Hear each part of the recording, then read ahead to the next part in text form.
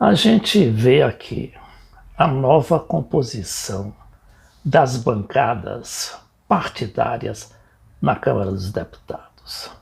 E se pergunta, como é que o Lula vai poder governar, tendo apenas 100 ou 120 deputados a seu favor, de um total de 513?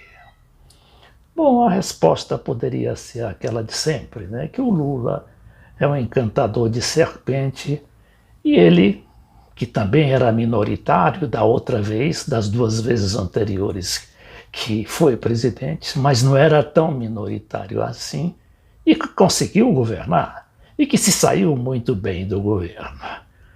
Mas aí, além desse charme pessoal, né, e da força da liderança do Lula, ele tem a seu favor o ambiente internacional, que não é só essa questão aí da maioria dos governos da América Latina ser de esquerda, mas também a nova ordem mundial, surgida e precipitada, sobretudo pelo agravamento da guerra da Ucrânia, que está fazendo com que os Estados Unidos fiquem cada vez menos poderosos.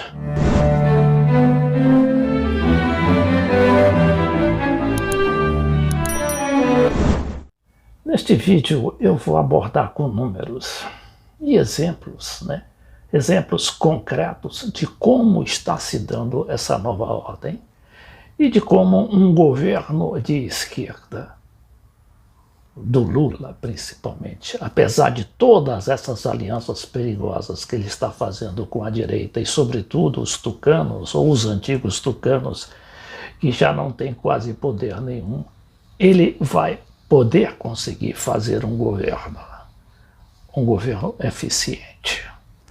Mas vamos começar aqui pela composição dessa nova bancada de esquerda na Câmara dos Deputados. Olha aqui, o Lula, o partido do Lula, o PT, fez apenas 68 deputados, que somando com o PCdoB, que fez 6, e o PV, que fez 6, dá 80 deputados. Isso seria o PT, o lulismo puro, não é?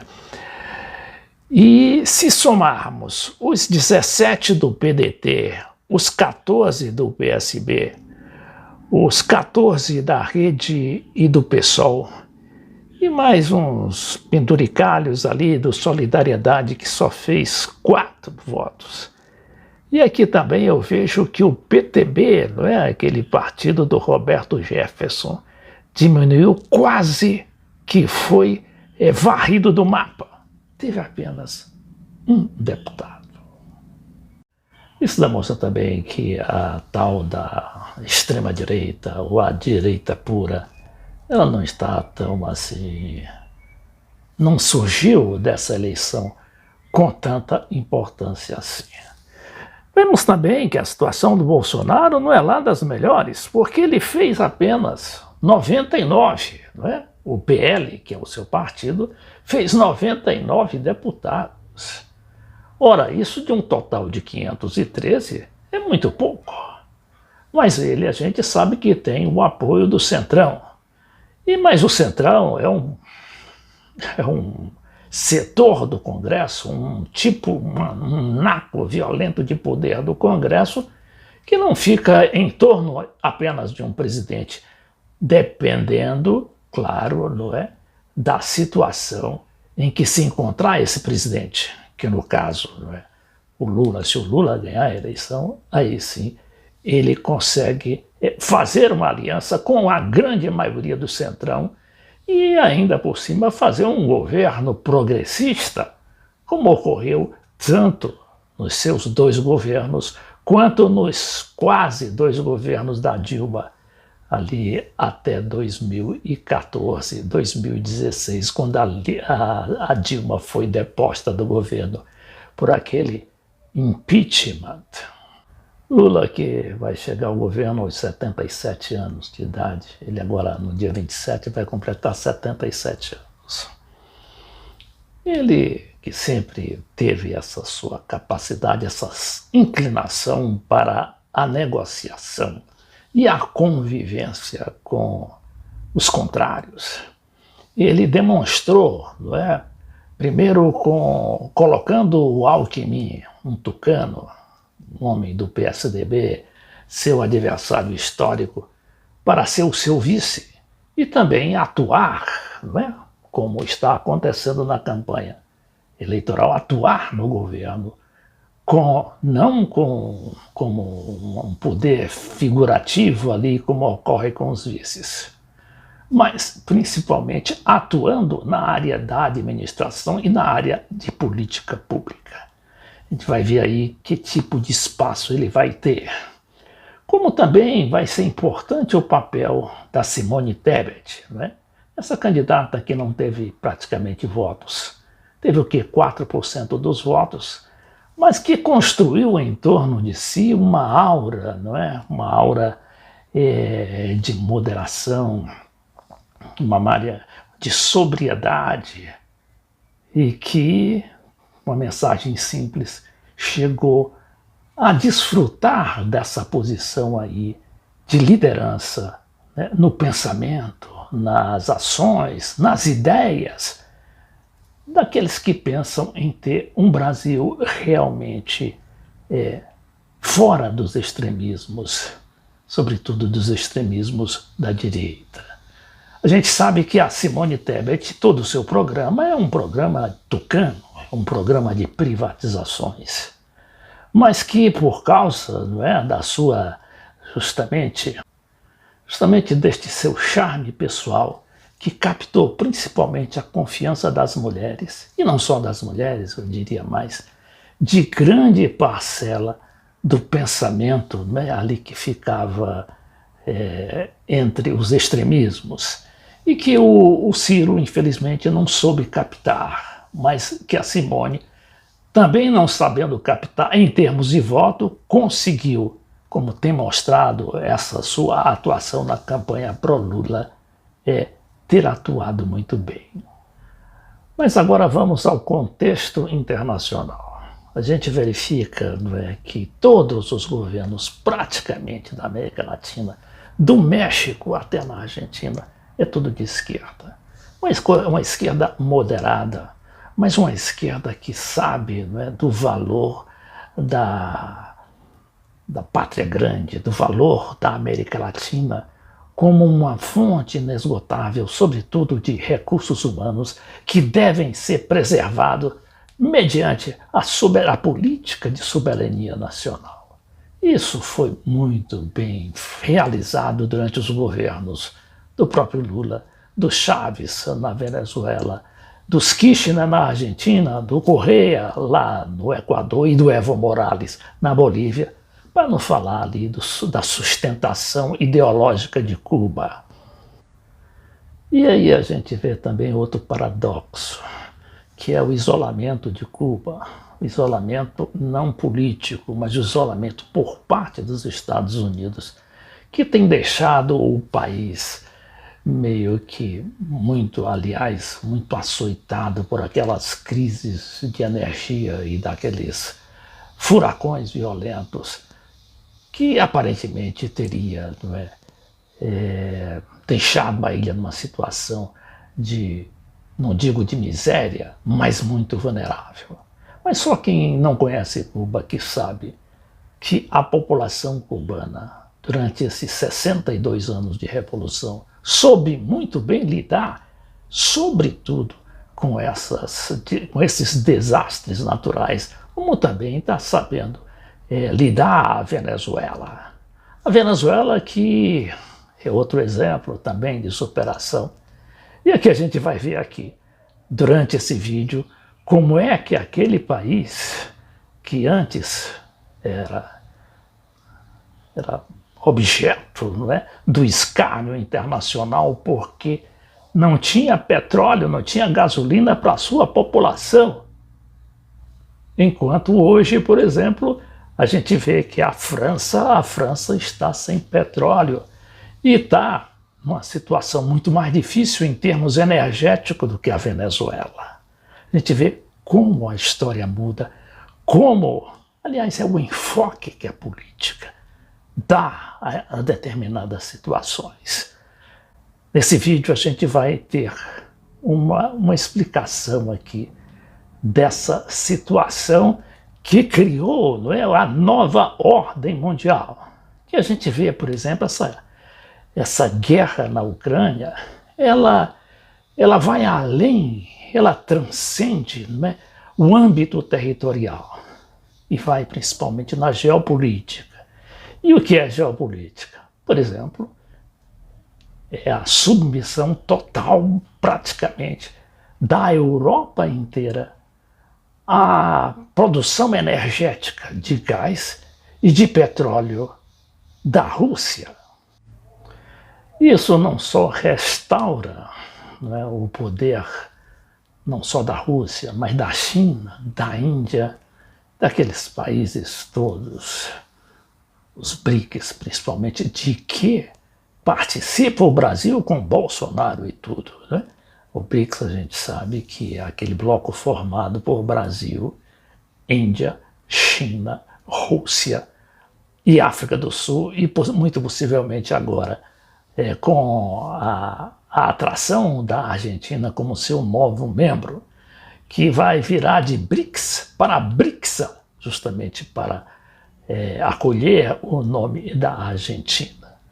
Bom, e esses países, eles já estavam, por exemplo, na última reunião dos G20, ali em Bali, cerca de uns 4 ou 5 meses atrás, quando o G7, ali infiltrado nos G20, tentaram condenar a Rússia por ter feito a guerra na Ucrânia. O resultado dali ficou aparente, ficou muito concreto. Porque dos 20 países desse G20, e lá está o México, está a Arábia Saudita, está o próprio Brasil, não é, que não acompanhou a política americana, ocidental e europeia de perseguir a Rússia. E tem também a Argentina, tem o Egito, a Índia, o Vietnã, que todos ficaram contra, não é, essa perseguição ao Putin por ter deflagrado a guerra. E ali ficou evidente que os Estados Unidos não mais controlam os G20. E ficou ali provado. E por causa disso, os americanos e os europeus nunca mais convocaram o tal do G20 para definir a política mundial, essa nova ordem mundial. E aqui a gente tem alguns fenômenos também ocorrendo, não é? Com o Brasil do Bolsonaro, ali marchando ao lado, inclusive do Maduro, para algumas políticas em defesa da Rússia. É algo complicado, algo complexo também, que é essa aproximação do Bolsonaro com o Putin. O Putin é um homem que não é de esquerda, é um homem que não se diz de direita, ele se diz apenas defensor de uma nova ordem mundial e, sobretudo, da defesa de seu país contra as ameaças da OTAN e dos Estados Unidos, que queriam estraçalhar a Rússia, dividi-la em vários pedaços. Um velho sonho, não só europeu, como americano. E aí o Bolsonaro, sabiamente, ficou ao lado ali do Putin, ele viajou, não é, para a Rússia e soube ali fazer um tipo de política de convivência, apesar, né, de seus vínculos ali muito fortes e de dependência dos americanos. E com isso ele conseguiu, não é, evitar que o Brasil sofresse uma grave crise de falta de fertilizantes. Nesse ponto o Putin ajudou muito o Bolsonaro, mandando fertilizante, parece que 1 ou 2 navios, e agora está mandando também óleo diesel para o Brasil.